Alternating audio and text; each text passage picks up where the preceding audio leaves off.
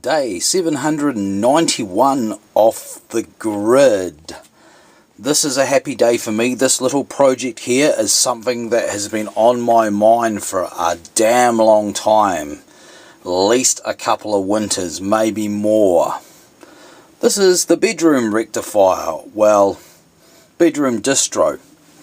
This is for our 12 volt DC power, which comes into the bedroom and runs a few things in there like low level light, my sock light, and USB chargers, that kind of stuff. Just sort of low wattage things.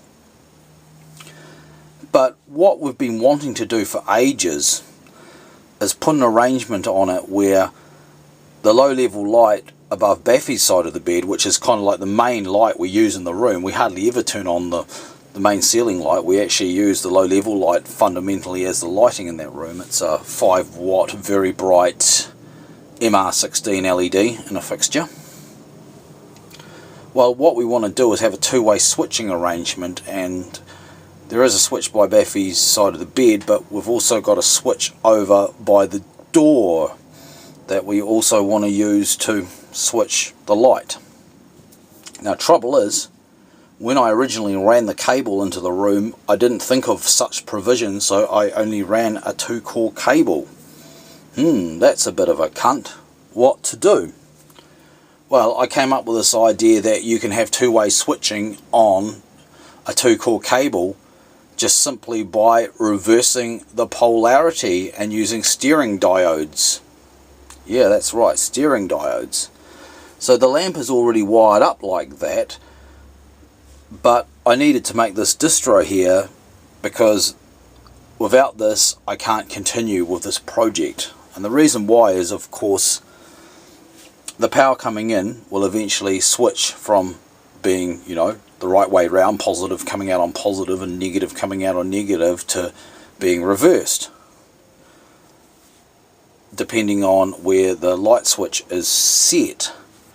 But other things in there, like the inverter which runs the sock light and the USB chargers, would get very, very upset if you suddenly reverse the polarity on them. So, we need a rectifier, and this is what this is here.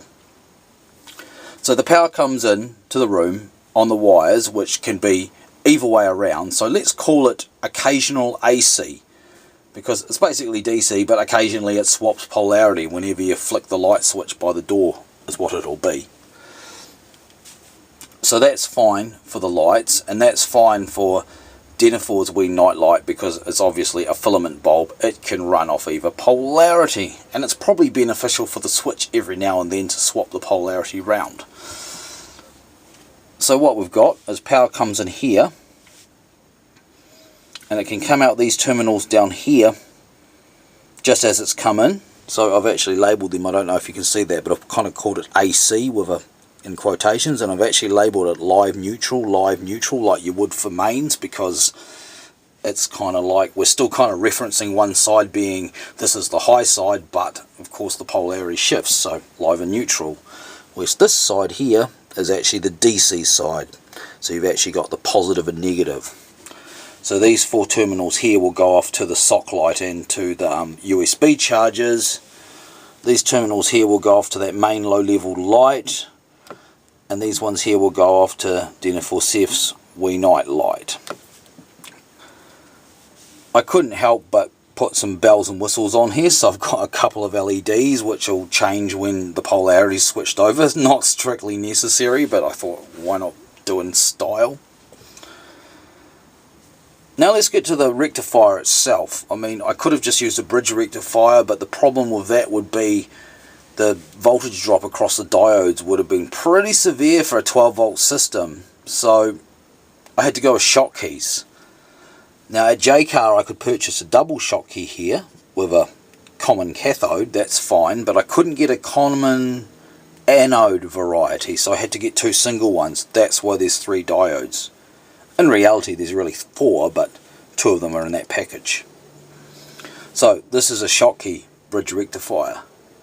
You wouldn't often use a Schottky as a rectifier because they're not very good at blocking reverse polarity very well when the voltages get high, and usually when you've got a transformer you can always wind it to have an extra couple of volts to account for the voltage drop of the diodes anyway, so that's why you don't often see them in actual power supplies. But for my situation, I know that the reverse voltage is only going to be 12 to 14 volts, so it's not going to be an issue for the shock keys, and I need the voltage drop as low as possible.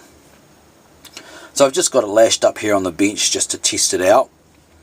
So at the moment you should be able to see that that green LED's on. If I turn out that light, there we go, green LED's on, which means polarity is normal. So we've got the positive coming in on the live terminal and the negative on the neutral. We're showing meter here is at full scale, which is 10 volts, because sadly my battery down here is getting a bit flat. I've been using it to run the drill to put this thing together.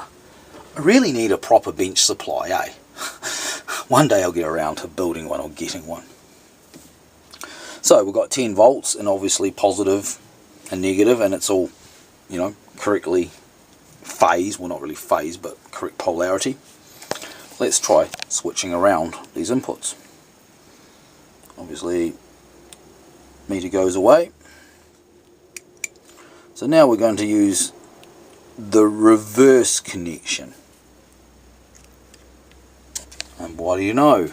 The red LED's on, indicating it's got reverse input, but the voltage coming out here, of course, is still the right polarity. I mean, it's just bridge. It's not rocket science, is it? It's just a bridge rectifier. But, you know, a very specific bridge for a very specific application that probably no one else would ever want to do. But I want to do it.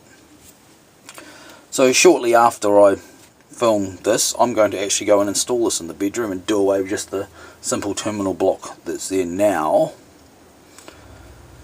But it won't be fully complete yet, because I've still got to make the unit which reverses the polarity on the wire. I've already put the wiring through from the bedroom switch, but I've just got to basically, I'm just going to use a relay, you know, it's just going to be a relay which just reverses the polarity when it's activated. Pretty simple, really. That'll be up in the roof, up with the main DC distro. So there we go. Day 791 off the grid.